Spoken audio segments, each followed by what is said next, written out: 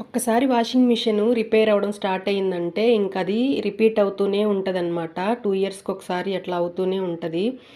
ఇది 8 ఇయర్స్ అయ్యి కొంటే 3 టైమ్స్ రిపేర్ వచ్చింది. ఫస్ట్ టైమ్ అయితే కంపెనీ వాళ్ళొచ్చే చేశారు. అసలు ఏం చేయలేదనమాట. రెండోసారి మేమే పిలుచుకొని చేపిచ్చుకున్నాము. ఇప్పుడు థర్డ్ టైమ్ కూడా సేమ్ ప్రాబ్లమ్ వచ్చింది. డ్రమ్ము వెనక ఉండే వీల్ లాగా ఉంటుందండి. అది ఊడిపోయిందని చెప్పారు.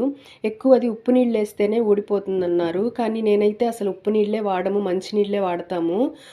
వీళ్ళు ఒక చిట్కా చెప్పారు. ఏంటంటే డోర్ తీసేస్తాం కదా వాష్ అయిపోయిన తర్వాత ఆరడానికి. కానీ కింద వాటర్ ఉంటాయంట. అవి చూపిచ్చారు నాకు ఎక్కడ వాటర్ స్టోరేజ్ అయ్యి ఉంటాయో. మనం కాయిన్స్ అవి ఇరుక్కున్నప్పుడు కింద ఓపెన్ చేసేస్తాం కదా!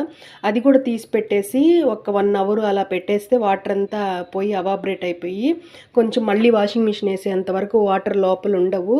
తుప్పు పట్టదు వాషింగ్ మిషన్ అని చెప్పారు. ఓకే అండి. Thank you for watching.